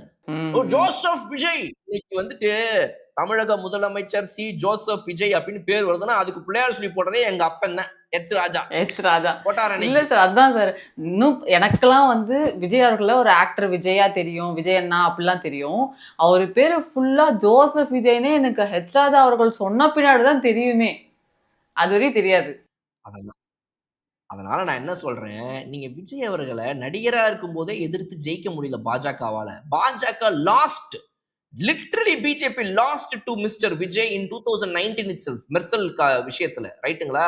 அதுல உள்ள வந்து அவங்க சொன்ன சில ஃபேக்ட்லாம் தப்பு, டைரக்டர் எழுதின சில வரிகள்லாம் வந்துட்டு சில நாடுகள்ல வந்து இந்த மாதிரி இருக்கு அந்த மாதிரி இருக்குன்னு சொன்னாங்க. அதெல்லாம் வந்து கரெக்ட் ஃபேக்டே கிடையாதுன்னு சொன்னாங்க. So that is all something else. அதை விடுங்க. ரைட். ஆனா உன்னை எதிர்த்து ஒரு படத்தை பண்ணி இன்னைக்கு அதே மெர்சல்ல இருக்கிற கதைய, அதே தெரியல இருக்கிற கதைய எல்லாத்தையும் ஒண்ணா மொத்தமா எடுத்து மறுபடியும் ஒரு மாலையா கோத்து ஷாருக் கானை வச்சே அட்லி போய் ஹிந்தியில எடுத்து ஜவான் ஒரு படம் ரிலீஸ் ஆயிடுச்சு. ஆமா. ஓகே. சோ நீ நீ நீ என்ன வகையில வந்து பாஜகவின் பி டீம் தாவேக்கா, பாஜகவோட அனுசரணையாக இருக்கிறது தாவேக்கான்னு என்ன கிரவுண்ட்ல நீங்க சொல்றீங்க? From day one he is against BJP. அவர் திரைப்படங்கள்ல, வசனங்கள்ல, வரிகள்ல, டயலாக் எல்லாத்துலயுமே இஸ் அகைன்ஸ்ட் பிஜேபி. இன்னைக்கு கட்சி ஆரம்பிச்சதுக்கு அப்புறம் இஸ் அகைன்ஸ்ட் பிஜேபி. ஜனநாயகன் படத்தை பார்த்துட்டு பேசுங்கடா. ஒரு பாஜகவை எதிர்க்கிறதுக்கு முதுகெலும்புன்னு ஒருத்தனுக்கு இருந்தா அந்த முதுகெலும்பு இருக்கிற ஒரே நபர் சிஎம் ஜோசப் விஜய். வேற யாருக்கு இங்க முதுகெலும்பு கிடையாது. இவங்க பேசுறாங்க you should have some spine to speak against the central government. I am telling you brother, you please go and watch Jananayagan and you tell me இந்த படத்தை ஏன்டா இத்தனை நாள் பேன் பண்ணி உட்கார வச்சிருந்தானுங்க உள்ளுக்குள்ள அப்படிங்கிறது உனக்கு அன்னைக்கு புரியும். ஒரு ஆளா தைரியமா அட் அ டைம்ல ஸ்டேட்டையும் எதிர்க்கிறாரு, சென்ட்ரலையும் எதிர்க்கிறாரு. ஆளுங்கட்சி 2 பேரை இதை எதிர்த்துலாம் அரசியல் பண்ண முடியுமா ப்ரோ? நீங்க வந்து ரொம்ப வந்து ஒரு மாதிரி கொஞ்சம் ஸ்ட்ராட்டஜிக்கலா யோசிக்கணும் அப்படின்னு மிக மிக பெரிய அரசியல் ஜாம்பவான்களாக தங்களை கருதி கொள்ளக்கூடிய பல பேர் அட்வைஸ் கொடுத்தாங்க அன்னைக்கு. பிரதர் எல்லாம் போகக்கூடாது பிரதர். அட் அ டைம்ல 2 பேரையும் எதிர்த்தீங்கன்னா அவ்வளவுதான். அப்படின்னாங்க. அப்புறம் அதையே கொஞ்சம் வேற மாதிரி ஒருத்தர் சொன்னாரு. நீ ஒண்ணு ரைட்ல நிக்கணும், இல்லனா ரோடுக்கு லெஃப்ட்ல நிக்கணும், நடுவுல நின்னா உன்ன லாரி தான் அடிச்சுன்னு போகும் அப்படின்னு. இன்னைக்கு அவரை எந்த லாரி அடிச்சுட்டு போய் எந்த செவுத்துல தொங்க விட்டுச்சுன்னு எனக்கு தெரியல. ஆளே காணோம் ரொம்ப நாளா. ஆமா. அறிக்கைய மட்டும் விட்டுட்டு அடிச்சு இருக்காரு. அடியில நேரா எ- ஏதோ ஒரு லாரி அடிச்சு அடியில நேரா அறிவாலயம் வாசல்ல போய் அவர் தான் விழுந்திருக்காரு இன்னைக்கு. ஆமா. அஹ் யாரெல்லாம் நான் என்னென்ன என்ன சொன்னாங்களோ சொல்றேன், அவங்களுக்கே ரிவிட்டா விழுந்திருக்கு இப்பல்லாம். அவ்வளவுதான். சோ டிவிக்கு வந்து ஒரு டைரக்ட் பாலிடிக்ஸ் பண்ணுதுங்க. டைரக்ட்டா சொல்லுதுங்க. வி ஆர் அகைன்ஸ்ட்னு பிரஸ் மீட்ல சொல்றாங்க நீட்டுக்கு. இப்ப ட்வீட் போட்டாரு. இவர் வந்து விஜய் அவர்கள் ஒரு முதலமைச்சராக இந்த புரொட்டஸ்டில் கலந்து கொண்டு நீங்க இந்த விஜய் அவர்களை பத்தியே தப்பு தப்பா பேசிட்டு இருக்கிற இந்த இடத்துல இந்த அலுவலகத்துக்குள்ள இந்த பாலன் இல்லம் டி நகர்ல இருக்கிற சிபிஐ ஆபீஸ்க்கு வந்து நின்னு இந்த மாதிரி வந்து இங்க இருக்கிற மாணவர்கள்லாம் என்ன பத்தி தப்பு தப்பா பேசுறீங்கன்றது தெரியும் நண்பா. பட் இருந்தாலும் பரவாயில்ல. இங்க வந்து நான் சொல்றேன். I also support you people. நான் சிஜேபி கூட நிக்கிறேன்னு மூஞ்சி முன்னாடி வந்து சிஎம் சொன்னாதான் சிஎம்மோட ஸ்டாண்ட நீ ஒத்துப்ப அப்படின்னா உன் வேலிடிட்டி எவனுக்குடா வேணும்? Who are you to validate everybody here? இவனுங்க உட்காந்துக்கிட்டு ஒரு 10 பேர் 15 பேர் மைக் எடுத்துக்கிட்டு இவர் வந்து பேசவே இல்லை. அப்ப இதுதான் வந்து நீங்க வந்து பாஜக எதிர்ப்பா, இதுதான் பாஜக எதிர்ப்பா, சும்மா மேடையில மட்டும் பேசுறீங்க. பாஜக எதிர்ப்புனா இப்ப வந்து இந்த ப்ரொட்டஸ்ட்ல இங்க உட்காந்து நான் நீட்டை எதிர்க்கிறேன்னு சொன்னாதான் அது நீட் எதிர்ப்பு அப்படின்னா நீ ஒரு முட்டாள். நீ வந்து அரசியல் சரியா பழகல. உன்னை இந்த மாதிரி பழக்கி வச்சிருக்கானுங்க. எப்படி வந்து ஒரு பிரஸ் மீட்னு இவனுங்க வந்து ஒரு பெரிய ஒரு டேக் லைனை வச்சுக்கிட்டு இது வந்து ஒரு மஸ்ட்ன்றாங்களோ அதே மாதிரி ஒரு ப்ரொட்டஸ்ட்ங்கிறத இவங்க மஸ்ட் ஆக்கி வச்சுக்கிறாங்க. எல்லாத்துலயும் வந்து கொரிய பிடிச்சிட்டு ஒரு 1/2 மணி நேரம் பர்மிஷன் வாங்கிட்டு எல்லா சேனலும் வந்துட்டாச்சாப்பா ரெடியா ஓகே யாருப்பா முழக்கட போறீங்க தம்பி நீ ஆரம்பி அப்படின்னு சொல்லி அவர் முழக்கிடும் போது அப்படின்னு அந்த தலைவர் வந்து வாயை மட்டும் அடிச்சுட்டு சும்மா 2 கையை தூக்கிட்டு இப்படி காட்டிட்டு போட்டோ எடுத்துட்டு போயிட்டா இவங்க எதிர்த்துட்டாங்கப்பா. ஒரு ப்ரூஃப் இருக்குது. பாருங்க இவர் இதை எதிர்த்திருக்கார். பாருங்க இவர் இதை எதிர்க்கார். இல்லங்க திஸ் இஸ் நாட் அரசியல். நீங்க ரொம்ப தப்பா பழகி இருக்கிறீங்க. இப்படி ப்ரொடெஸ்ட் பண்ணாதான் அவங்களோட ஸ்டாண்ட உங்ககிட்ட சொல்லணும். ஒரு பிரஸ் மீட்டை சந்திச்சு டெய்லி பேசினாதான் அப்படின்ற அரசியல்வாதிகள்லாம் இல்ல. No stop doing all this. ஒரு ஒரு டெம்ப்ளேட் பாலிடிக்ஸ்குள்ள உங்களை உட்கார வைக்காதீங்க. இன்னும் என்ன பண்ணா நீங்க ஒத்துப்பீங்க? விஜய் அவர்கள் வந்து பாஜகவை எதிர்க்கிறாரு, நீட்டை எதிர்க்கிறாரு, என்ன பண்ணா ஒத்துப்பீங்க? உங்க ப்ரொடெஸ்ட்ல வந்தாதானா? சாரி, வர முடியாது. முடியாது. அப்படி நீ என்னையோ, உன்னையோ, இவங்களையோ, அவங்களையோ யாரையுமே வேலிடேட் பண்றதுக்கு இவங்க கிட்ட அத்தாரிட்டி கிடையாதுங்க. உங்களுக்கு வேணுமா ப்ரொடெஸ்ட் தாராளமா பண்ணுங்க. பெர்மிஷன் கேட்டீங்களா? குடுத்துட்டோம். அதுலயும் உள்ள போயிட்டு நீங்க தலித் அரசியலை பத்தி பேசியிருக்கிறீங்க. உள்ள போயிட்டு வந்து வேற வேற விஷயங்களை பத்தி பேசுறீங்க. அதனால உங்களுடைய ஆப்பர்ச்சுனிட்டி நீங்க வேஸ்ட் பண்ணிட்டீங்கல. அங்க சிஜேபி ப்ரொடெஸ்ட் சரியா நடந்துகிட்டு இருக்கு. அது மூலமா கிடைக்க வேண்டியது கிடைச்சிட்டு இருக்குது. நீங்க எப்படியும் பண்றது டிராமா. நீங்க எப்படியும் பண்றது சும்மா காட்சிக்கும் வேடிக்கை பொருட்காட்சிக்கு தான் நீங்க பண்ணிட்டு இருக்கிறீங்க. இந்த இந்த ஒரு வான வேடிக்கையெல்லாம் நீங்க வச்சுக்கோங்க வீட்டுக்குள்ளன்றேன். நான் பார்த்தேன் சார். தர்மேந்திர பிரதான் ரிசைன் பண்ணிட்டாரு. இவங்க என்ன பண்றாங்க? இவங்க ஏதாவது சொல்றாங்களா? அவ்வளோதான் சென்னை ப்ரொடெஸ்ட் முடிஞ்சுச்சா? அப்படின்னு நான் நினைச்சு பார்த்தேன். அதில சொல்றாங்க, இதோட முடியாது. அவங்க வந்து ட்ரான்ஸ்ஃபர் நீட் நம்ம பேன் நீட் அப்படின்னா இன்னும் 2 நாள் நடக்கும் அப்படின்றாங்க. ஆனா எதை நோக்கி நடக்கும் அப்படிங்கிறதெல்லாம் புரியல. அங்க வந்து சில கோரிக்கைகள் வச்சிருக்காங்க. அதனால அவங்க அடுத்தடுத்து போராட்டம் பண்றாங்க. இவங்க வந்து தர்மேந்திர பிரதான் ரிசைன் பண்ணிட்டாரா? ஓகே. பட் ஆனா இன்னும் 2 நாள் எங்க ப்ரொடெஸ்ட் நடக்கும் அப்படின்னு சொல்றாங்க. அது எந்த விதத்தில அப்படின்னு தெரியல எனக்கு. ஜோக்குங்க போய்த்தவன் இவங்களை அடிச்சு அடிச்சு போன வீடியோலாம் நல்ல ரெஸ்பான்ஸ் இருந்துச்சு. கடந்த 2 வீடியோ நம்ம இந்த இந்த ப்ரொட்டஸ்ட்டை பத்தி தமிழ்நாட்டில் நடக்கிற இந்த அரசியல் விஷயங்கள்லாம் பத்தி பேசின கமெண்ட்ஸ்லாம் நான் பார்த்தேன்.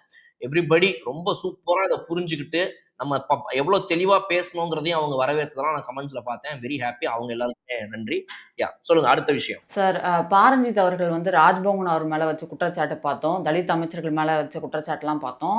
அப்ப வந்து ராஜ்மோகன் அவர்கிட்டயே வந்து செய்தியாளர்கள் கேட்டிருக்காங்க. இந்த மாரி பாரஞ்சித் அவர்கள் வந்து தலித் அமைச்சரான நீங்க வந்து தலித்துக்கான குரலா நீங்க இல்ல அப்படிங்கிற மாரி விஷயங்கள சொல்றாரே அவரு அப்படின்னும்போது, இது நான் வந்து அவர் சொன்னதுக்கு நான் ரிப்ளை, நான் சொன்னதுக்கு அவர் ரிப்ளைன்னு எங்களுக்கு நமக்குள்ள சண்டைலாம் வேண்டாம். பாரஞ்சித் நண்பர் அவர் வந்து என்ன பாராட்டுற அளவுக்கு நான் என் வேலையை வந்து அதிகப்படுத்தி இதை விட தரமான ரிப்ளை கொடுக்கவே முடியாது சார். கண்டிப்பா. நான் அவர் அப்படி சொல்லுவாரா? அவர் இதுக்காவது குரல் கொடுத்தாரா? அப்படின்னு சொல்றத தாண்டி, அவர் திருப்பியும் நான் பாராட்டுற அளவுக்கு நான் என் பணிகளை தொடர்ந்து செய்வேன் அப்படின்னு சொல்றது வந்து எவ்வளோ ஒரு விஷயத்த சிம்பிளா கடந்து போகணும் அப்படிங்கிறது வந்து தாவேக அமைச்சர்களுக்கு தெரியுது. எந்த இடத்த யாருக்கு கொடுத்தா கரெக்டா இருக்குமோ அந்த இடத்த கரெக்டா விஜய் அவர்கள் கொடுத்துருக்காருன்றதுக்கு என்ன எக்ஸாம்பிள் ராஜ்மோகன் அப்படின்னே சொல்லலாம். இல்ல அப்போ என்னன்னா, ஒவ்வொரு இடங்கள்லயுமே இவங்க உங்களையோ, என்னையோ இல்ல எல்லாரையும் எப்படி யோசிக்க வைப்பாங்கன்னா, என்னடா இது நம்ம கரெக்டான கட்சிய தான் சப்போர்ட் பண்றோமா? தாவேக்கா வந்து ஒரு புதிய மாற்றம்னு சொல்லி வந்தாங்களே! அ என்ன இவங்கலாம் கேள்வி கேட்கிறத பார்த்தா வந்து, ஓ! இந்த விஷயத்துல வந்து கொஞ்சம் இப்படின்னு நம்மள ஒரு மாரி ஒரு தயக்கத்திலேயே வச்சுக்கிற மாதிரி ஒவ்வொரு மக்களையும் இவங்க ஒரு ஒரு ஒரு நரேட்டிவ் கிரியேட் பண்றாங்க. நம்ம மைண்ட் செட் அப்படி இது பண்றாங்க. நெறைய பேருக்கு இன்னுமே வந்து நீங்க எலக்ஷனுக்கு முன்னாடி பார்த்தத விட, இன்னைக்கு நீங்க பார்த்தீங்கன்னா, நான் ஆமாடா நான் தாவேக்கு தான் சப்போர்ட் பண்றேன். நான் தாவேக்கு தான் ஓட்டு போட்டேன் அப்படின்னு சொல்ற மக்கள் எலக்ஷனுக்கு அப்புறம் இருக்கிறாங்க. எலக்ஷனுக்கு முன்னாடி இவ்ளோ ஓப்பனா நெறைய பேர் சொல்ல முடியல. அதுக்கு காரணம் என்னன்னா, இந்த கட்சி ஆரம்பிச்சு ஒரு 2 1/2 வருஷம் தான் ஆகுது. 3 வருஷம் தான் ஆகுது. அப்ப இந்த காலகட்டத்துக்குள்ள இந்த கட்சிய சப்போர்ட் பண்ற நம்ம, ஸ்ட்ராங்கா தான் இருக்கிறோமா? அப்படின்ற ஒரு விஷயம் நமக்குள்ள இருக்குது அப்படின்னா, it's a very good sign. ஏன் அப்படின்னா, நீங்க பிளைண்டா ஒரு கட்சிய சப்போர்ட் பண்ணல. இப்ப matter to matter, case to case ஒவ்வொரு விஷயங்களையும் இதுல தாவேக்கா பண்ணியிருக்கிறது சரியா? தப்பா? அப்படின்றத நீங்க அனலைஸ் பண்றீங்க. நான் அனலைஸ் பண்றேன். ஒரு வீடியோ பேசுறதுக்கு முன்னாடி நீங்க என்ட்ட கேட்கிறீங்க. இந்த மாரி ஒரு மேட்டர் நடந்திருக்கு. இது என்ன நினைக்கிறீங்க? அப்படின்னு. நான் சொல்றேன், "இல்லங்க இதுல தப்பு தாங்க அவங்க மேல. நீங்க எனக்கு வீடியோல கேளுங்க. நான் அத சொல்லிடுறேன்." அப்படின்னு சொல்றேன். அப்ப அந்த வீடியோல வர்றோம். அந்த விஷயத்துல அவங்க தப்பான்னு சொல்றேன். இந்த போலீஸ் பேட்ஜ் சில பேர்லாம் வந்துட்டு இல்லாம வந்து அன்னைக்கு அடிச்சதாக ஒரு விஷயத்த பத்தி ஒரு நியூஸ் வந்துச்சு. உடனடியா அத நம்ம என்ன பண்ணோம்? அட்ரஸ் பண்ணோம். உண்மையாவே அந்த போட்டோஸ்லாம் ஒரிஜினலா இருந்தா, அந்த விஷயம் வந்து தாவேக்காவோட இந்த அரசியல் டைம்ல இப்ப நடந்த இந்த சம்பவத்தப்ப தான் இருந்துச்சு அப்படின்னா, கண்டிப்பா இந்நேரத்துக்கு விஜய் அவர்கள் ஒரு ஹோம் மினிஸ்டராக இத விசாரிச்சிருந்திருக்கணும். இது ரொம்ப தப்பு அப்படின்றத நம்ம சொல்லியிருந்தோம்.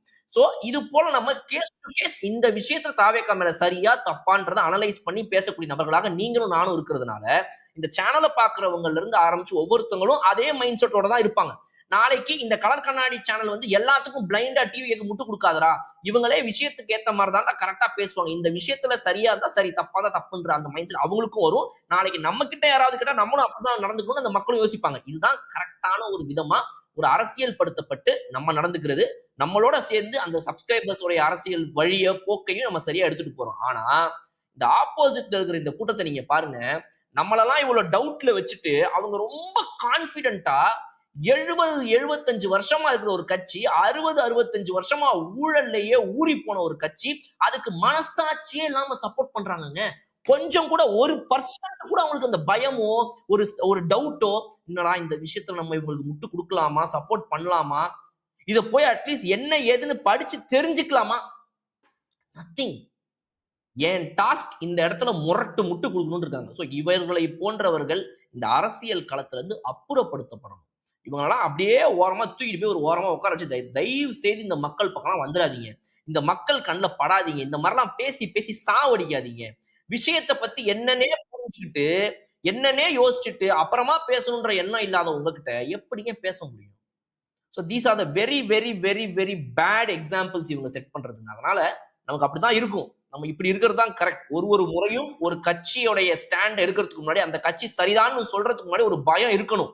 அந்த பயம் இருந்தா தான் நம்ம அத பத்தி செக் பண்ணுவோம். செக் பண்ணி கரெக்ட்டா, தப்பான்னு தெரிஞ்சுட்டு பேசுவோம். அதனால நம்ம பேசுறது கரெக்ட். எந்த வகையிலயும் இவங்களுடைய இந்த நேரேட்டிவ்ஸ் எல்லாமே மக்கள் மத்தியில எடுபடாது. They will lose. Sure sir. அதே மாரி மேகதாது அணை விவகாரமா விஜய் அவர்கள் வந்து ஆகஸ்ட் 3ஆம் தேதி கர்நாடகா சிஎம்ம போய் பார்க்குறாருன்ற விஷயத்த நேத்து நம்ம பார்த்தோம். அது அதுக்கப்புறமா அன்புமணி ராமதாஸ் அவரா இருக்கட்டும், இல்ல நாம் தமிழர் கட்சியில இருக்கக்கூடிய இடும்பாவனம் கார்த்திகா இருக்கட்டும், ஆ அவர் சிஎம் வந்து அங்க போக்கூடாது, அது விஷயமா பேசக்கூடாது அப்படின்ற மாரி வைக்கிறாங்க சார். ஏன் அது அப்படின்னு தெரிஞ்சுக்கலாமா? சரி, இப்ப இவங்க என்ன சொல்றாங்கன்னா, ஒரு முதலமைச்சரும், இன்னொரு முதலமைச்சரும் சந்திக்கக் கூடாது. இந்த மாரி விஷயங்கள்ல பேசலாம் கூடாது. ஒரு பேச்சுவார்த்தை நடத்தக்கூடாது. நீங்க அத சொல்றதுக்கு யாரு சார்? ஒரு சிஎம்மும் சந்திக்கக் கூடாதுன்னு சொல்றதுக்கு நீங்க யார்? Who are you?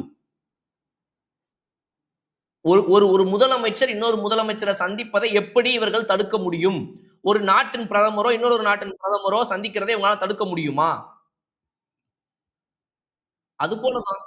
அது போல தான் இது. நீங்க இவங்க என்ன சொல்றாங்கன்னா, நமக்கு வந்து ஏற்கனவே இதுக்கு முன்னாடி காவேரி மேலாண்மை ஆணையம் சொன்ன கைட்லைன்ஸ் இருக்குது. சுப்ரீம் கோர்ட் குடுத்த கைட்லைன்ஸ் இருக்குது. எப்பா அதெல்லாம் கைடு லைன்ஸ். அந்த கைடு லைன்ஸ இவங்க ஃபாலோ பண்ண மாட்டேங்கிறாங்கன்ற ஒரு பிரச்சனை இருக்குதுல்ல. அப்போ இந்த இடத்துல வேற என்ன பண்றீங்க நீங்க? அப்படின்றது இருக்குது. இவரோட மெத்தட் வந்து நம்ம நேரா போய் உட்கார்ந்து பேசுவோம்டான்றாரு. இதுல என்ன தப்பு இருக்குது? இதுல என்ன தப்பு இருக்கு? போக்கூடாது. அதெல்லாம் ஏன் போயிட்டு ஒருவேள இந்த பிரச்சனை தீர்ந்துருமோன்னு பயமா இருக்குதா? எனக்கு புரியல. ஏன் இப்படி பயப்படுறீங்க நீங்கலாம்? என்னங்க? இவங்க ஒரு டெம்ப்ளேட்ட செட் பண்ணி வச்சுட்டு, அந்த டெம்ப்ளேட்டுக்குள்ளயே அடுத்தடுத்து வரவங்களும் உட்காரணும்னு எதிர்பார்க்கிறீங்க. நான் மறுபடியும் சொல்றேங்க. இவர் எடப்பாடி பழனிசாமி இல்லங்க. எனக்கு புரியல. So, he is thinking out of the box. நம்ம ஏன் உட்கார்ந்து பேசக்கூடாதுன்னு நெனைக்கிறாரு. போய் பேசட்டும். What if it goes right, what if it works in our favour, நடந்தா என்ன பண்ணுவீங்க நீங்க? காங்கிரஸ் கூட்டணியில வச்சு உங்களால எதையும் கிழிக்க முடியல, சொல்லுங்க. இதுக்கு முன்னாடி யாரும் போகாமலாம் இல்லை சார். எம்ஜிஆர் அவர்கள் இதே பாணியில போய் கர்நாடகா சிஎம் அப்போ யார் இருந்தாங்களோ அவங்ககிட்ட பார்த்து பேசியிருக்காரு இந்த காவேரி நீர் பங்கீடு பத்தி. இப்போ இவரும் போறார். இதுல என்ன பிரச்சனை அப்படிங்கிறது தெரியல. சட்ட ரீதியா பார்த்து கிழிச்சிருவோம், சட்ட ரீதியா பார்த்து கிழிச்சிருவோம். நீங்க கிழிச்ச கிளி தான் இத்தனை பார்த்துட்டு இருந்தோமே நாங்க. இதை வச்சு ஒரு அரசியல் பண்ணணும். இது முடியவே கூடாது. இது நீண்ட நெடும் பிரச்சனையா இருக்கணும். ஏன் தலைமுறை எனக்கு அடுத்து எனக்கு அடுத்து எனக்கு அடுத்துன்னு எல்லாரும் இதையே உங்ககிட்ட கேட்டு, ஐயா அந்த தண்ணி என்னன்னு கொஞ்சம் பார்த்து சொல்லுங்கய்யா. என்னையா பாக்குறேன், நம்ம தான் நம்ம ஆட்சிக்கு வந்தோம்னா தண்ணி வந்துரும், கவலையே படாத நீ அப்படின்னு அவங்ககிட்ட ஒரு ஃபேக்கான ஒரு வாக்குறுதியை கொடுத்துட்டு அதை வச்சு ஒரு ஓட்டை வாங்கிட்டு, இந்த ஓட்டு அரசியலுக்கு இது ஒரு பொழப்பு. அதனால நான் என்ன சொல்றேன், இவரோட மெத்தட் வந்து நான் நேர்ல மீட் பண்றேன்னு சொல்றாரு. he can meet, he has all rights to meet, who are you to stop him? உங்களால் அவரை தடுக்க முடியாது, தடுக்க முடியவே முடியாது. அவர் ஒரு முதலமைச்சர், போய் சந்திக்கிறார், சந்திக்கட்டும். இது மூலமா என்ன நடக்குதுங்கிறத பார்ப்போம். ஏதாவது ஒரு டெவலப்மெண்ட் கிடைக்குதான்னு செக் பண்ணுவோம். ஏங்க ஒரு கோர்ட்ல நீங்களே போய் ஒரு கேஸ் போடுறீங்க அப்படின்னா, ஒரு சாதாரண பணத்தை சம்பந்தப்பட்ட பிரச்சனையில இருந்து, நிலத்தை சம்பந்தப்பட்ட பிரச்சனையில இருந்து, டைவர்ஸ் கேஸ் வரைக்கும் எல்லாத்துலயுமே கோர்ட் என்ன தெரியுமா சொல்லும்? மீடியேஷன் போறீங்களா அப்படின்னு கேட்கும். மீடியேஷன்ன்ற ஒரு விஷயம் வந்து இப்பெல்லாம் நிறைய கோர்ட்ல எல்லா கேசஸ்லயுமே நடக்குது. ஜட்ஜே கேட்பாரு, மீடியேஷன் போறீங்களா அப்படின்னு. மீடியேஷன் ஆர்பிட்ரேஷனுக்குலாம் தனித்தனி சென்டர் இருக்குது. இந்த மீடியேஷன் சென்டர்ல என்ன நடக்கும் அப்படின்னா, அதாவது வந்து ஒரு மீடியேட்டர் அப்படின்னு ஒருத்தர் இருப்பாரு. ஜட்ஜுக்கு பதிலாக ஒரு மீடியேட்டர் அப்படின்னு ஒருத்தர் இருப்பார். அவர் யாருன்னா 2 பேருக்கும் நடுவாக. அவர் வந்து ஒரு அட்வொகேட்டாக இருக்கலாம், இல்ல வந்து யாரா வேணா இருக்கலாம். அவங்களே அப்பாயிண்ட் பண்ணுவாங்க மீடியேட்டர். மீடியேட்டர் என்ன பண்ணுவாரு அப்படின்னா, நடுவுல உட்காந்து பேசுவார். என்னப்பா உங்களுக்கு என்ன வேணும், நீங்க என்ன சொல்றீங்க, இந்த பிரச்சனையில என்ன தீர்வு காணலாம் சொல்லுங்க அப்படின்லாம் கேட்டு ஒரு சுமூகமா ஒரு முடிவுக்கு கொண்டு வந்து, ஓகே மீடியேஷன்ல இந்த மேட்டரை நாங்க பேசியே செட்டில் பண்றோம். கிட்டத்தட்ட நாட்டாம பண்றதுங்க. ஊர்ல எல்லாம் நடக்கிற இந்த நாட்டாம அது இங்க நடக்கும். அந்த மாதிரி பண்ணி பேச்சுவார்த்தை நடத்தி ஒரு மத்தியஸ்தர் ஒருத்தர் குறுக்க உட்கார்ந்து 2 பேருக்கும் சுமூகமா ஒரு முடிவை கொடுப்பாரு. இது வெளியே வச்சீங்க அப்படின்னா வந்துட்டு லீகல் பவுண்டிங் இருக்காது. இதே ஒரு கோர்ட் சொல்லி ஒரு மீடியேஷன் சென்டருக்கு போய் நீங்க பண்ணீங்கன்னா அதுக்கு ஒரு லீகல் பைண்டிங் இருக்கும். அவ்வளவுதான் வித்தியாசம். அது போலதான் கோர்ட்டுகளே இன்று இயங்கிக் கொண்டிருக்கிறது. கடந்த 15 வருடங்கள்ல மட்டுமே மீடியேஷனுடைய எண்ணிக்கை பல மடங்கு உயர்ந்திருக்குது. போய் செக் பண்ணி தெரிஞ்சுக்கிட்டு வாங்க. அப்ப அது போல இருக்கும்போது 2 நபர்களுக்கு நடுவுல இருக்கிற ஒரு பிரச்சனைய அந்த மாதிரி உட்கார்ந்து பேசி தீர்த்து மீடியேஷன் சென்டர்ல அவங்க ஒரு ரிசல்ட்ட குடுத்து அத சுப்ரீம் கோர்ட்டுக்கோ இல்ல எந்த கோர்ட் லோக்கல் கோர்ட்டுக்கு அந்த ட்ரையல் கோர்ட் ஏதோ ஒரு கோர்ட் குடுக்குறாங்க அப்படின்னா அந்த டிஸ்ட்ரிக்ட் கோர்ட் அத வாங்கி பார்த்துட்டுப்பா மீடியேஷனை பேசி முடிச்சிட்டீங்களா, அவ்வளவுதான் பிரச்சனை முடிஞ்சது, very good super right okay அப்படின்னு ஜட்மெண்ட் எழுதி கொடுத்துறேன் அப்படின்னு சொல்லி ரிசர்வ் ஃபார் ஆர்டர்ஸ்னு ஒரு போட்டு ஜட்மெண்ட் அந்த மீடியேஷன் சென்டர்ல இருந்து வந்ததை வச்சு ஜட்ஜ் ரிசல்ட் எழுதி கொடுத்து கேஸ முடிக்கிறாங்க. இப்படிதான் நடந்து கொண்டிருக்கிறது. அப்படி இருக்கும்போது 2வது முறையும் இருக்குது. Settled out of court, SOC அப்படின்னு சொல்லிட்டு கோர்ட்ல சில கேசஸ்லாம் முடிப்பாங்க. என்ன அப்படின்னா, ஐயா வெளியவே நாங்க 2 பேரும் எங்களுக்குள்ள பேசிட்டோம் ஐயா, நாங்க 2 பேரும் சேர்ந்து இந்த கேஸை வாபஸ் வாங்கிக்கலாம்னு முடிவு பண்ணிட்டோம். வாபஸ் வாங்குறது வேற, இந்த கேஸ்ல ஒரு முடிவுக்கே நாங்க வந்துட்டோம். இவர் வந்து எனக்கு வந்து இந்த நிலத்துல வந்து அந்த 70 அடி எனக்கு சொந்தம்னாரு, நான் வந்து இல்ல 30 அடி தான் சொன்னேன். இப்ப 2 பேரும் சேர்ந்து இந்த 50 அடியை மட்டும் அவர் எடுத்துக்கிட்டோம்னு சொல்லி நாங்க முடிவுக்கு வந்துட்டோம் ஐயா, இவ்வளவுதான் எங்களுடைய முடிவு அப்படின்னு கோர்ட்லயே வந்து சொல்லலாம். நாங்க வெளியே வச்சு பேசி முடிவுக்கு வந்துட்டோம் அப்படின்னு சொல்லி. அப்படியா ரைட்டு, இதுக்கப்புறம்லாம் சும்மா பிரச்சனைக்கு வந்துட்டு கூடாது புரியுதா அப்படின்னு சொல்லி அந்த செட்டில்ட் அவுட் ஆஃப் கோர்ட் இந்த மீடியேஷன் மேட்டர்ஸ்க்குலாம் ஜட்ஜ்மெண்ட் எழுதி கொடுத்துருவாரு. ஆனா நீங்க உட்கார்ந்து பேசி இருவரும் ஒத்துக்கொண்ட விஷயத்துக்கு you cannot go for an appeal again. நீங்கள் அதுக்கு இன்னொரு இது போக முடியாது. ஓகே ஓகே ஓகே ஓகே மேல்முறையீடு போக முடியாது. ஏன்னா நீங்க இதுதான் எனக்கு வேணும் 2 பேரும் சேர்ந்து ஒத்துக்கிட்டு போயிட்டீங்க. இதுக்கப்புறம் நீங்க மேல்முறையீடு யாரும் பண்ண முடியாதுன்ற ஒரு விஷயம். சோ இது போல சட்டத்திலேயே இடம் இருக்கும்போது 2 மாநிலங்களுக்கு நடுவுல இருக்கிற ஒரு மிகப்பெரிய ஒரு பிரச்சனை பல ஆண்டு காலமாக தொடரும் போது இந்த முதலமைச்சர் அந்த முதலமைச்சர் ஒன்னா சேர்ந்து உட்கார்ந்து இந்த பிரச்சனையை ஒருவேளை தீர்த்துட்டாங்கன்னா நீங்களாம் என்ன லாலிபாப் வாங்கிட்டு போவீங்களா? நடக்கட்டுங்க, நடக்கட்டும். ஏன் அதுக்குள்ள கதறாங்கன்றேன் நானு. மீட் பண்ணட்டும். ஒருவேளை நல்லது நடந்தா நடக்கட்டும். இல்லன்னா சரி ஓகேன்னு மீட் பண்ணிட்டு வந்துரட்டும். பேச்சுவார்த்தை நடத்த முடிஞ்ச பின்னாடி என்ன ஏதுன்னு தெரியுதுன்றதை அதுக்கப்புறம் பார்த்துக்கலாம் அப்படின்னு சொல்லிட்டு. ரொம்ப நாளாக தலைமறைவில் இருந்த செந்தில் பாலாஜி அவர்கள் இன்னைக்கு வந்து ஆஜராயிருக்காரு சார். ஆமாம், எனக்கு ஆஜராயிருக்காரு. விசாரணைக்கு வந்திருக்காரு சொல்லப்போனால். விசாரணை முடிச்சுட்டு வெளில வரும்போது கேட்குறாங்க, சார் என்ன சார் ஆச்சு, என்ன கேட்டாங்க, ரொம்ப நாளாக தலைமையில் இருந்தீங்க, இப்போ ஆட்சி கொழுக்க சதி நீங்கள் பண்ணதான் உங்கள் மேலே குற்றச்சாட்டு வைக்கிறாங்க, காவல்துறை வைக்கிறாங்க, என்ன சார் கேட்குறீங்க, இந்த ஏகப்பட்ட கொஷின்ஸ் கேட்குறாங்க. பார்க்குறேன், நான் பார்க்குறேன், அதாவது பொறுமையாக பார்க்குறேன், அடுத்து இன்னொரு நாள் பார்க்கலாண்ணா, ஆனால் இன்னொரு நாள் பார்க்கலான்னா கடைசி வரையும் எதுக்குமே பதில் சொல்ல சார், இன்னொரு நாள் பார்க்கலாம், இன்னொரு நாள் பார்க்கலான்ட்டு வழியை விடுங்கப்பா முதல்லன்னு சொல்லிட்டு நடந்து போயிட்டார் அவர் பாட்டுக்கு. ரொம்ப நாள், கிட்டத்தட்ட எவ்வளோ நாள் சார், கிட்டத்தட்ட 2 வாரம் தலைமுறையில் இருந்தான்னு நினைக்கிறேன். அதுக்கப்புறம் இப்போதான் விசாரணைக்கு ஆஜராகிறாரு செந்தில் பாலாஜி. இல்லைங்க, அவர் வந்து ரொம்ப இன்ஸ்டண்ட்டாக எல்லாத்துக்கும் பதில் சொல்லக்கூடியவர். ஒரு மிகப்பெரிய ஒரு ஒரு ஒரு ஆக்டர், ஆர்டிஸ்ட்டு. ஸ்கிரிப்டே இல்லாமல் ஆன் ஸ்பாட்டில் எல்லாத்தையும் பெர்ஃபார்ம் பண்ணுறவர். உடனடியாக ப்ரெஸ்ஸை கூட்டி, இங்கே பாருங்க, அதாவது இது வந்து ஒரு மிகப்பெரிய ஒரு இது ஒரு அது ஒரு இது அப்படின்னா பேசுவார். இன்னைக்கு எதுக்கு இந்த இதுக்கு வந்து இவ்வளோ நேரம் டைம் கேட்குறாரு? ஒரு 2 நாள் போகட்டுமா, நானே சொல்கிறேன், இருங்க கூப்பிடுறேன், ஒரு நாள் நம்ம பொறுமையாக பேசுவோம். அடிச்சு பேசுங்க சார், டக்கு டக்கு டக்கு டக்குன்னு பேசிட்டு வரணும் இல்லையா? என்ன இது? கரூர் சம்பவத்துக்கே அன்னைக்கு நைட்டே ஸ்லைடு போட்டவர் சார் அவர். அவ்வளோ பெரிய விஷயத்துக்கே வந்து ஸ்லைடு போட்டு விளக்கம் கொடுத்தவர். 2 வாரம் ஆகியும் அதுக்கான பதில் சொல்ல முடியல இப்போ அவரால். என்ன பாருங்க, நீங்க வரும்போதே ப்ரிப்பேர்டாகி வந்திருந்துருக்கணும். அட்லீஸ்ட் எங்க அண்ணன் ஏவா வேலுவை பார்த்தாவது கத்துக்கணும். தலைவர்னா வந்தவொடனே ஏர்போர்ட்லயே நின்றுக்கிட்டு வெள்ளை மீசைக்கு டை கூட அடிக்காம, பாத்தீங்களா நான் எப்படி எவ்வளவு அவசரமா வந்திருக்கேன் அப்படின்றதெல்லாம் காட்டிக்கிட்டு ஒரு பர்ஃபார்மன்ஸை போட்டு போனாரு. இப்ப என்ன ஆயிடுச்சு அப்படின்னா, இவரை பார்த்து கத்துக்கிட்டவங்க எல்லாம் இப்ப பர்ஃபார்மன்ஸ் பெட்டர் பண்ணிட்டே போறாங்க. தலைமை வந்து இன்னும் கொஞ்சம் பேக் அடிச்சுனே போயிடுறாரு. ஆனா ஆக்சுவலா நீங்க பாருங்க, சினிமால கூட ரஜினிகாந்த் அவர்கள் வந்துட்டு 2-3 ஃபிளாப் படம் கொடுத்தாரு அப்படின்னா திடீர்னு ஒரு ஹிட் கொடுப்பாரு. அந்த மாதிரி Senthil Balaji is cooking something big அப்படின்னு நினைக்கிறேன் நான். கண்டிப்பா நம்ம வெயிட் பண்ணி பார்த்தோம்னா ஏதாவது பெரிய ஒரு சம்பவமா ஒன்று இறக்குவார். நல்ல கண்டென்ட் கிடைக்கும் நமக்கு. கண்டிப்பா சார் பார்ப்போம். அவரோட திறமைகளை எப்படி அவர் வெளிக்கொண்டு வராரு அப்படிங்கிறத நம்ம பார்ப்போம் சார். வேறு சில முக்கியமான விஷயங்களை அடுத்தடுத்த டிஸ்கஸ் பண்ணலாம் சார்.